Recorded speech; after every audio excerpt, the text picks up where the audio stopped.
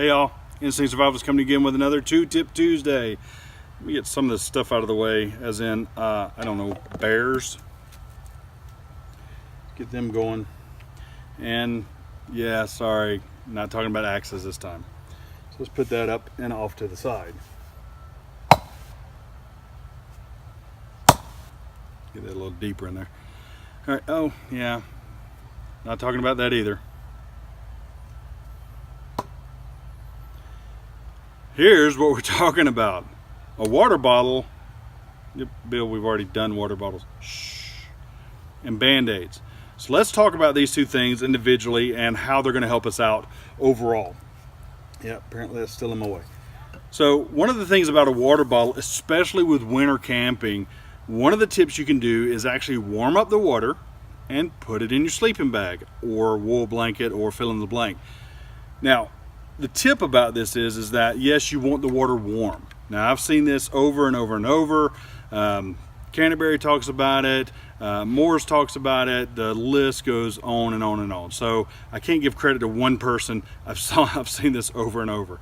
You can do it with a canteen, you can do it with a water bottle, you can do it with whatever steel container, or if you have a plastic one and it'll take the heat, what you can do is heat the water, put it in the plastic. Now what you have to make sure of, ready? You have to make sure it's not boiling and it's not too hot to melt your lid. You just want it warm, not scalding, because especially if you're going through metal, it will burn you. So there's that. It's just like a metal cup. You just want to make sure. And what you do is simply heat up your bottle, heat up the water itself, nice sloshing around, heat it up, take that and put it down in your bag. I would actually take and put it about middle, so I'll put it somewhere around in this area, lay it sideways, because then it kind of radiates. Then, I don't know, 10-15 minutes later, you're expecting to get into your bag. At that point, you can take it sides, you can move it to this side, you can put it in your chest, wherever it is. You want to take and make it warm. Some of the best places to put it, I know I'm not going to show you, but in your crotch. Okay, the reason being is because you've got the main arteries going up and down your leg, and it's going to warm the blood and send it to other parts of your body. So that's a great spot to put it. Another up under each arm, or each up under an arm. So ways to keep warm in the winter. We're just now hitting the beginning of December, and this is one of those times where, hey, I need extra things. Okay, so warm water in your bag, make it happen. The other is BandAids. Now, I prefer BandAid brand. I don't know that you can tell that, but Curad works well. You can get those at the Dollar Tree. BandAid you can get pick a place, right? Except for the Dollar Tree, they don't carry them there. Let's talk about the reason for it and why I prefer BandAid. Why I prefer BandAid brand is simply, maybe it's a mental thing of, you know, I've always grown up knowing about BandAid brands. The other thing is I find that there's not a whole lot of residue when I pull them off. Now, if you get like the waterproof kind, they're going to hold better than some of the others I've seen out there, and there are some good ones out there. Don't get me wrong. So I'm not knocking your brand, but I know that I've tried these and the Curad side-by-side comparison. The waterproof ones of these actually work better. Now, what is the reasoning behind this is it's cuts. Okay, so we just finished up a flint knapping class this weekend, and we had cuts galore, with the exception of one person, Maverick.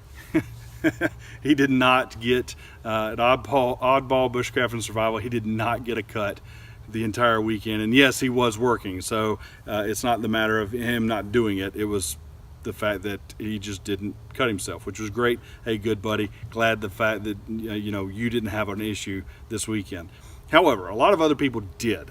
I've got some on my fingers. I've got a cut where I was working on a cooksa. I've got a cut from where I reached in my bag and the mask fell off my my hatchet and sliced my finger open. I cut myself on glass this weekend. I cut myself on a big shard of flint.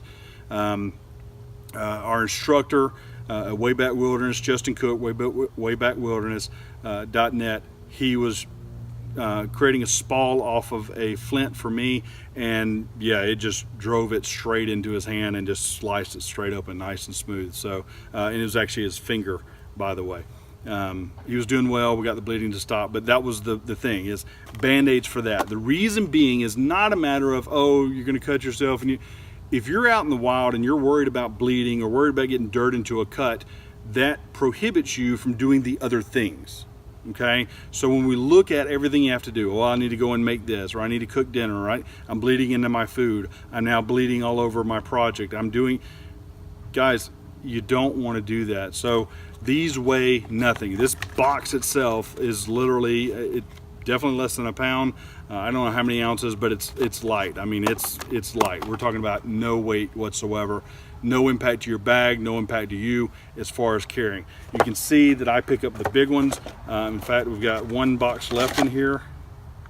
The Mickey Mouse ones are left in here, which is fine. And then that one I just pulled out for this.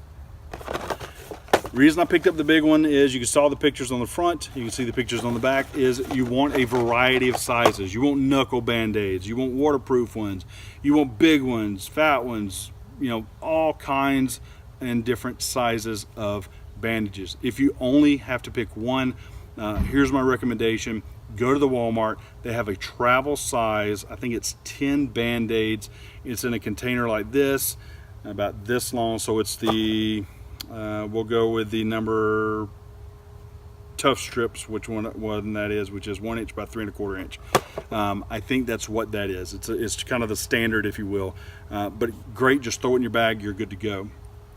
But you don't want to have to worry about a cut. You don't want to have to worry about getting infected. You want to be able to protect it, and you can use it as a pressure dressing.